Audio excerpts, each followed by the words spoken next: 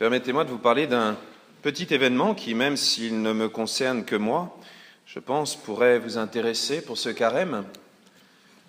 Cette semaine, mercredi, un crucifix qui était accroché dans mon presbytère depuis des années, je pense depuis l'abbé Branteau, est tombé.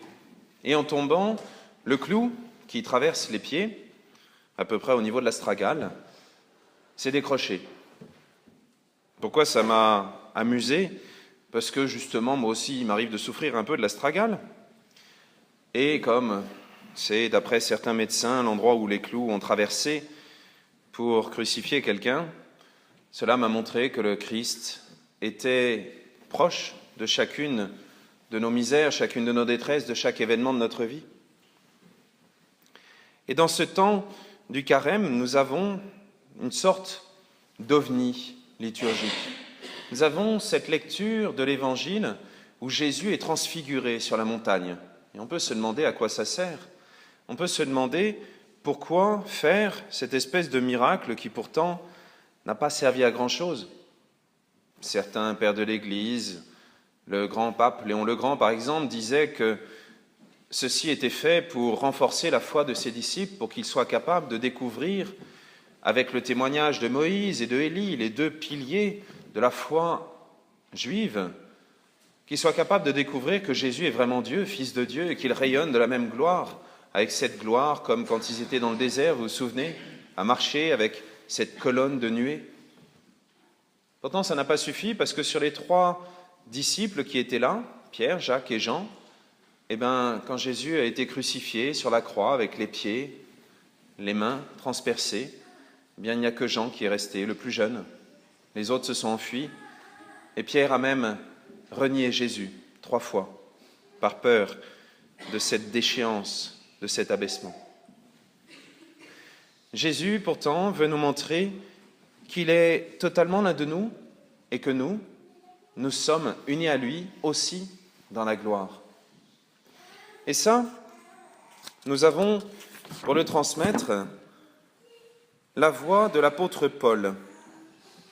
Saint Paul, à un autre passage de ses écrits, dit « Frères, j'estime qu'il n'y a pas de commune mesure entre les souffrances du temps présent et la gloire du monde à venir. » Ce même Saint Paul, dans la deuxième lecture aujourd'hui, nous dit, ce qui est quand même assez audacieux, « Frères, prenez-moi tous pour modèle. » Ça demande quand même un petit peu de remise en question, de vraie conversion.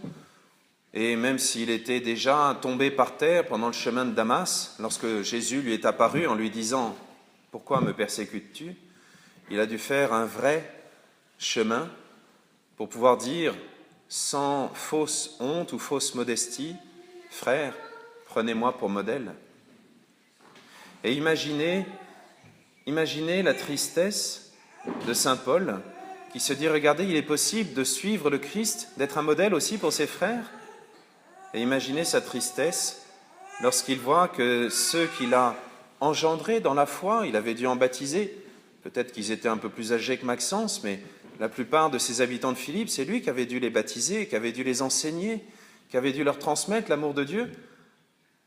Et il dit « Leur Dieu, c'est leur ventre. » C'est vrai que c'est important le ventre. Quand on a faim et qu'on est un petit bébé, c'est normal de pleurer. Mais quand on est un adulte, on sait qu'il y a des choses qui sont plus importantes que le ventre et qui resteront toute l'éternité.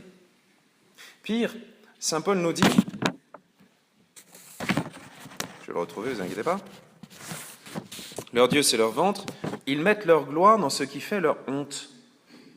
Alors ça c'est quelque chose qui peut nous sembler absurde, pourtant malheureusement c'est un danger qui nous guette. Prenons l'exemple de ce que le pape François appelle le terrorisme des discours, des ragots, le terrorisme des ragots. Lorsque notre langue parle un peu trop vite, nous mettons notre gloire à savoir quelque chose, peut-être, alors que nous ne mettons pas notre gloire ni dans le bien de la personne à qui nous le disons et qui risque d'être choquée, ni dans le bien de la personne dont nous parlons, dont peut-être nous disons du mal, à tort, ni de nous-mêmes, puisque Dieu nous a donné une bouche, une langue, pour pouvoir proclamer cette bonne nouvelle. On est aimé par Dieu. Imaginez Saint Paul, imaginez sa tristesse. Je leur donne la parole de Dieu et ils mettent leur gloire dans des ragots. Ça devait être horrible pour lui. Je me permets d'ailleurs de vous rappeler une petite distinction entre les médisances, dire du mal de quelqu'un, mais c'est vrai. D'ailleurs, comment est-ce qu'on peut être sûr que c'est vrai? Et la calomnie, qui est le fait de dire du mal de quelqu'un alors que c'est faux.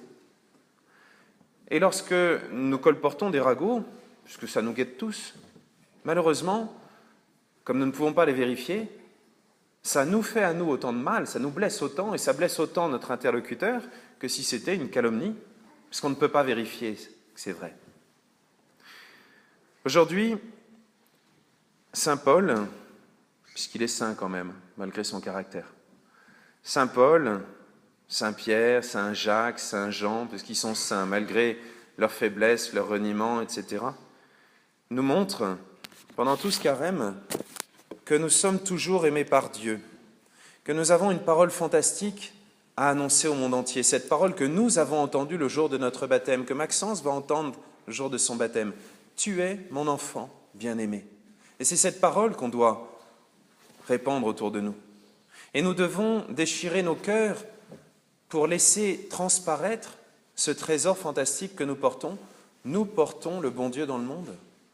Et ça, il faut élargir notre cœur. Si, malheureusement, nous avons tendance à parler un petit peu trop, alors je vous conseille, puisque le temps du carême est fait pour ça, d'utiliser cette capacité à parler en parlant de la seule personne dont nous sommes sûrs, nous-mêmes, et en parlant à la seule personne à qui nous pouvons dire quelque chose, parce qu'il est le seul à pouvoir nous pardonner, Dieu. Ça s'appelle le sacrement de la confession, et ça, c'est ce qui permet de tuer toutes les discussions, ragots, etc., etc. Alors que Dieu nous aide, pendant ce temps du carême, à l'accueillir, lui, véritablement, lui qui est notre Seigneur, lui qui s'est fait l'un de nous, lui qui nous aime tellement, que chaque instant de notre vie est important pour lui. Amen.